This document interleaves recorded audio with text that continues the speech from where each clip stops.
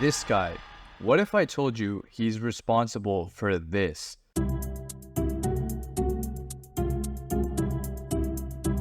A genius is defined as someone with exceptional intellectual or creative power or any other natural ability. Manga itself is pretty intellectual and creative, so naturally you'll be able to draw out a few geniuses. Takehiko Inoue for his 3 master works of Slam Dunk, Vagabond, and Real, combining his passion for basketball and Japanese culture with his masterful ability to express humanity and passion. The late Akira Toriyama for his revolutionary series and gold standard for shonen, Ichiro Oda for over 1100 chapters of his pirate classic and over 500 million copies sold, and of course, the great Kentaro Miura for this. Each of these gentlemen have immense talent for storytelling and each possess strengths in different areas, but there are a few names missing from that list that deserve to be on the Mount Rushmore of manga. More specifically, one man by the name of Naoki Urasawa, Japan's master of mystery. This man has single-handedly produced 10 manga, with 4 specifically being hailed as some of the greatest in the entire medium. Now of course quantity isn't everything when it comes to manga, as you can definitely see a discrepancy between artwork from Berserk compared to that of 20th Century Boys, but strictly speaking from a storytelling perspective, the quality of Urasawa's manga is absolutely there, and it's very unique, which is another component of all the other great mangaka. Miura is known for his dark fantasy, Inoue for his depictions of emotion and realistic artwork, Toriyama for his action, Oda for his world building, and Urasawa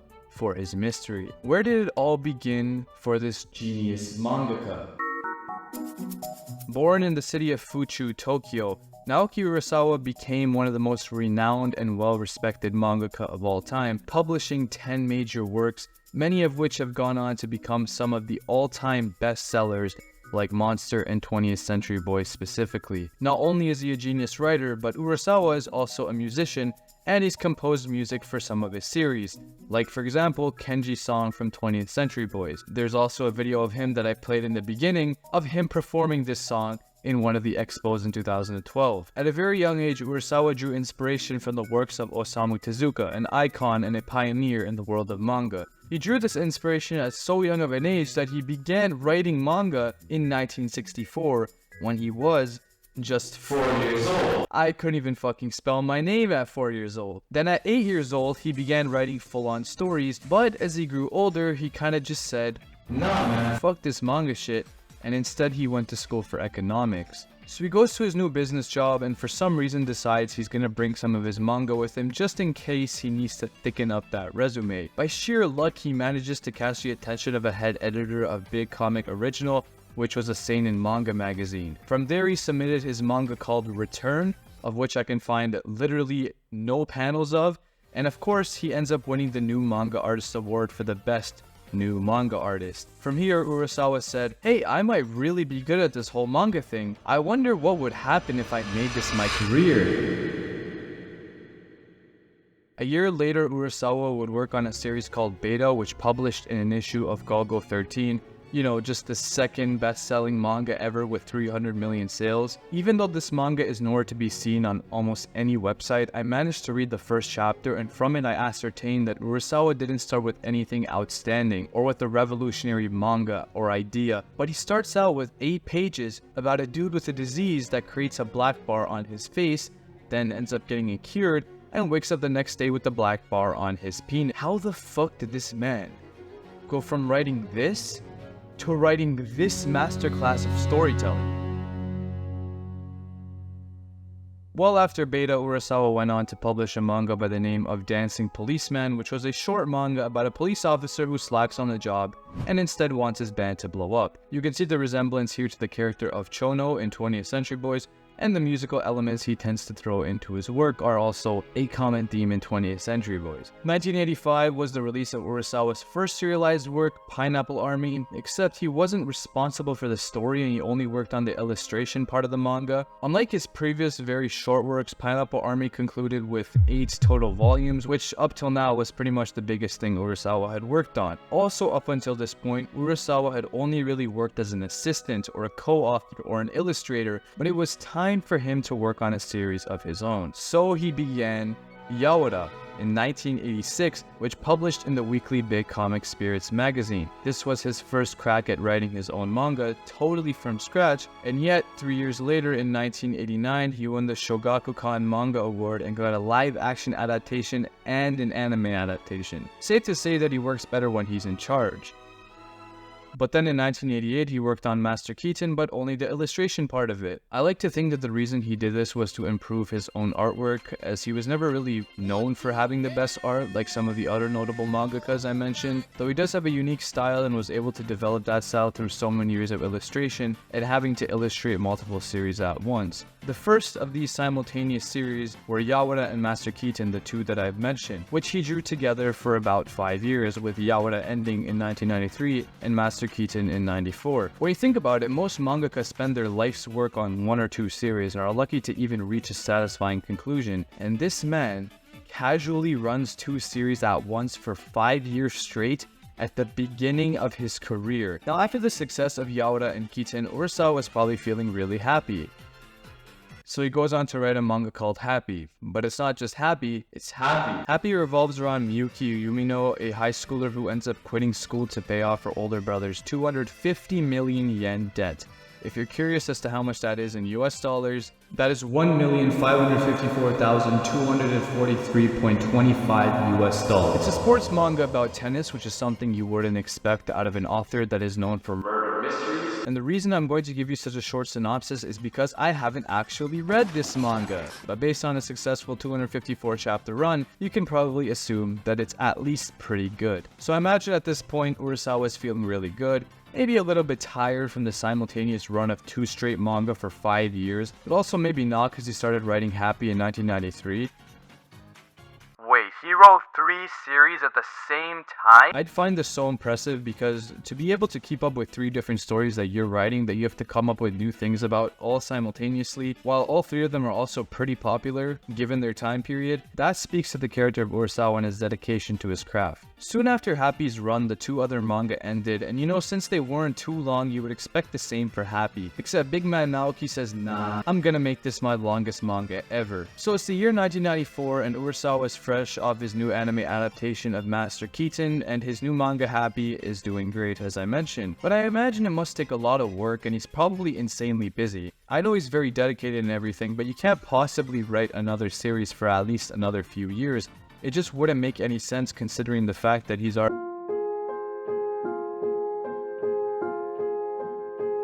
If you don't get the message by now, this man is an absolute machine. December of 1994 would roll around and we would be introduced to one of the most iconic manga series ever written. This manga took the medium by storm as Urasawa was receiving awards like college girls receive BBCs. In 1999, he received the Osamu Tezuka Cultural Prize. In 2001, he won his 2nd Shogakukan Manga Award. In 2004, he got Monster's anime adaptation. You get the point. But what is it that makes this manga so good? Well, you see, the concept is genius as fuck first and foremost. You have a surgeon who is renowned for being a kind and compassionate person.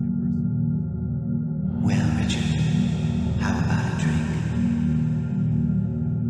drink? A synopsis doesn't even begin to explain the psychology behind this man. As much as people talk about the character of Johann Liebert and how he makes Monster what it is, I find that the protagonist Tenma and some of the supporting cast are also exceptional. Monster was the first manga that really gave Urasawa the title of Japan's Master of Suspense, because this is without a doubt one of the most mysterious and suspenseful manga with a riveting conclusion. What starts off as a simple murder mystery develops into a dramatic thriller with so many plot points tying into the main antagonist and the protagonist, both of which contrast each other brilliantly in ideology and character growth. After saving the life of a young boy and losing his job for disobeying orders, Dr. Kenzo Tenma discovers that there are murders connected to the young boy that he saved. This is the initial draw into the mystery and suspense, and as soon as the plot is established, Urasawa leverages the Lieber family murder to draw out more plot twists early on, like who really shot Johann and his family. All throughout this time, we're dealing with Tenma's regret for bringing Johan back to life and being introduced to numerous witnesses of Johan as a child. Notice how I'm talking so much about Johan, but for the first quarter of the story, we don't even know what this man looks like, we don't even know what he says, yet he drives the entire narrative and creates a menacing aura that will have you double checking what's under the bed before you go to sleep. Urasawa's style of writing with Monster, and as you will see his other masterclasses, is one of continual build-up where the main premise is introduced and every so often another layer is added to the narrative, and that layer doesn't give you any answers to the questions you've been having, but it only gives you more questions. This is why the endings of Urasawa's manga are typically the best parts, because you see all that build-up coming to fruition. Except while you might think you'll get all the answers you're looking for, most of the time you kind of figure it out for yourself as the story progresses towards its ending. At least that's how it is in Monster. The best example of this is Johan, again, because his psychology is so complex that you kind of have to take what you can get from it, and without spoiling, the ending is also kind of similar in that way. There's such a unique way of revealing things among Urasawa's best works that allow him to stand out from other mystery mangaka. And Monster was our first introduction to that. It was clear after Monster's release that Naoki Urasawa was one of the greats. He cemented himself among names like Akira Toriyama, Kentaro Miura, Osamu Tezuka. The man truly made it onto Mount Rushmore, and with the conclusion of Happy in 1999 and Monster soon to follow 2 years later, Urasawa would likely wrap his career up by the dawn of the 21st century and go around ripping some Monster tracks on his guitar. Get it? Cause like, Monster, the manga he wrote? What the fuck am I doing? But what do you think he does? Retire? Start a new miniseries? Play his guitar for a living? No, this man, before even finishing his best work, goes on to create another fucking best work. And not only that, he does play his guitar and writes his own soundtrack for his own manga that goes on to become one of the greatest manga ever written. Let's talk about 20th Century Boys.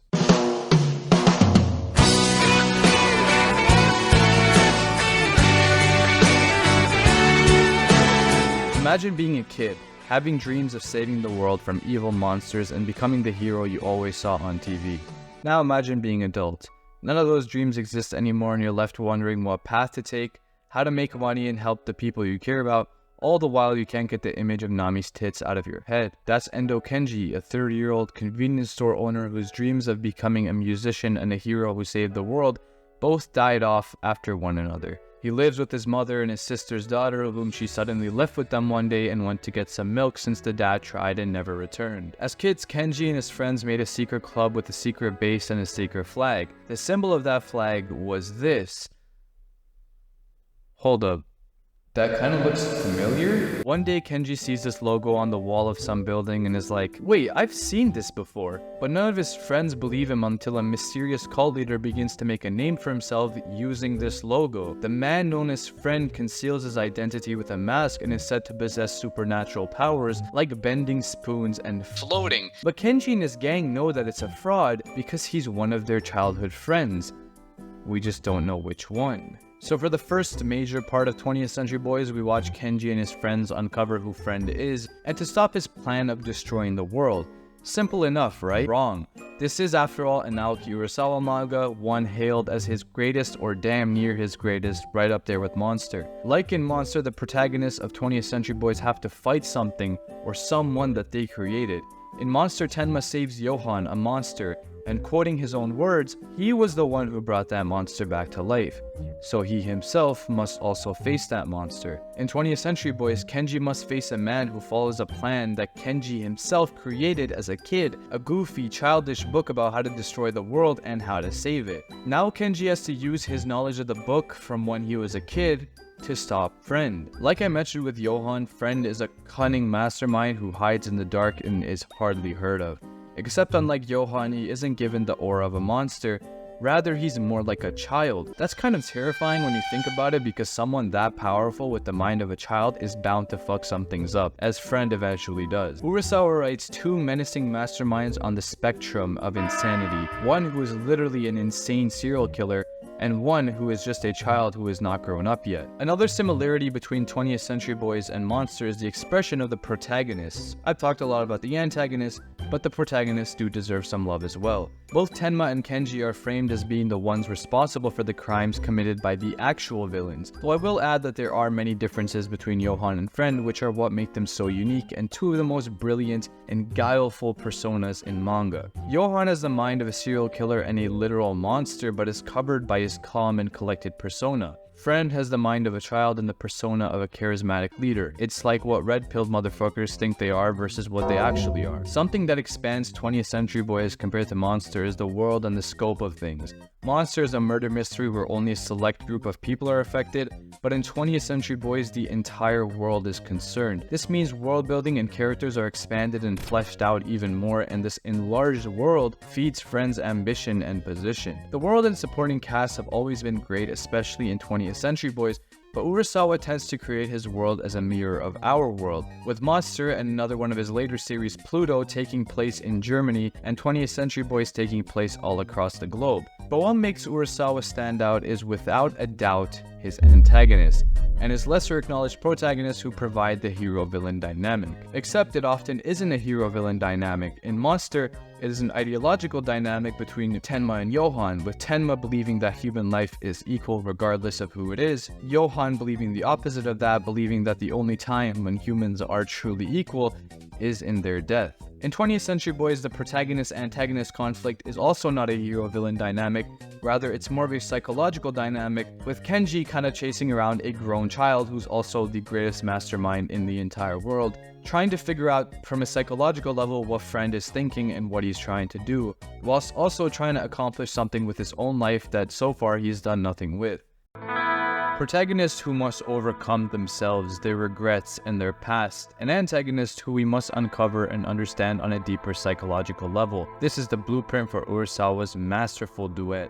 One main criticism of 20th Century Boys was the nature of the ending and how it was rushed. Except Urasawa had a plan for this and made a short epilogue manga called 21st Century Boys, which spanned only 2 volumes of 16 chapters total. 21st Century Boys began and ended in 2007, and it truly provided much more clarification on the ending and on Friend's character. The success of 20th Century Boys was felt as the manga received 3 adaptations. But you might be asking, adaptations? There isn't even an anime adaptation for 20th Century Boys. Yeah, that's because they were all live-action adaptations. And as live-action adaptations of manga often are, this shit was ass. Maybe not ass, but the best way to describe it is that 20th Century Boys is definitely a lot better through the manga. 2008 would follow and Urasawa would once again be in a position where most would consider retirement, except he wouldn't, because if we rewind the clocks back to 2003, where 20th Century Boys was still ongoing by the way, Urasawa remembered his past, where his passion for manga began and where it all started for him. And then he realized, you know, I could make this story a lot better. But I'm already working on this manga, so should I really be doing that? Ah, fuck it.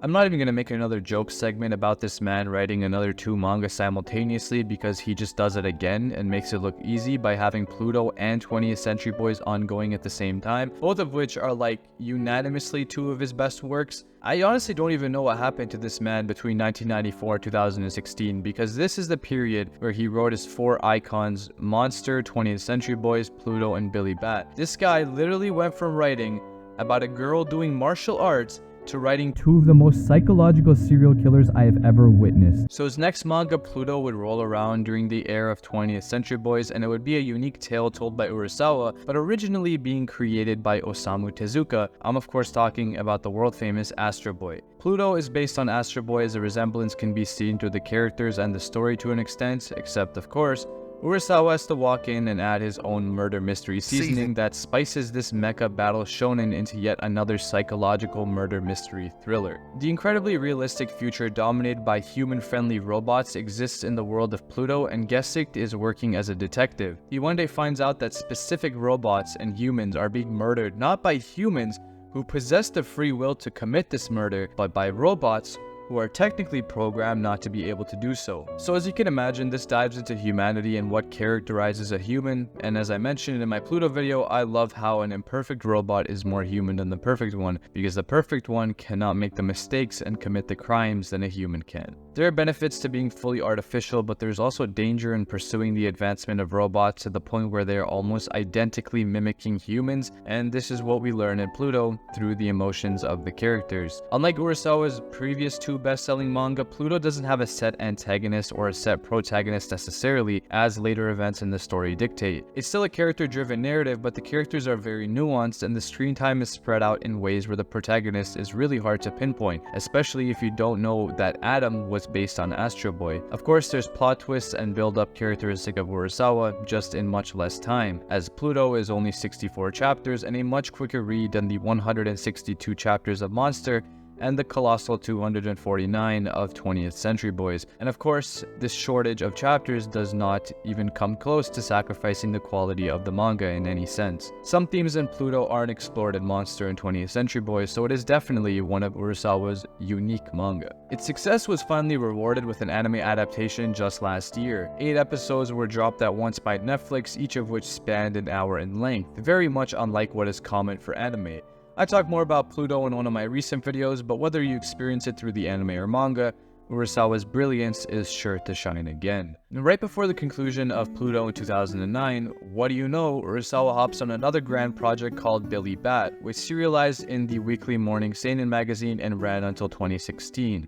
Another manga with over 160 chapters, Billy Bat is a series that I have not read. I know it's a little bit unfair because I gave the other 3 really big manga synopsis, but I can't do that for Billy Bat because I have not read the manga yet. It sucks because I'm sure it's a great series, and from what I've heard, it is incredible. So you might be asking, why haven't I read it? Well, my later videos will explain everything, but let's just say that Billy Bat is most certainly on my list, and because of what people have mentioned and what I've read about it, I decided to include it as part of Urasawa's best manga. But unfortunately, that's all I can say about Billy Bat as of right now. There might be a future video though. The current status of Urasawa's work is Asadora, a manga about a Japanese refugee girl who goes through life with her family in a post-apocalyptic setting. He began the manga back in 2018 and is still publishing chapters whenever the hell he feels like it, which I honestly respect and is probably why he hasn't burnt out yet. Urasawa would go on to do a massive tour in 2012 where he wouldn't do just cool drawings, but he would perform his music in front of a large audience as Kenji had always wanted to do in 20th Century Boys. Truthfully, this song that he plays at the expo is incredible, and it's rare to ever see a mangaka so talented and renowned excel in another area like music. I'm not even joking when I say he's dedicated to music, because he has a Spotify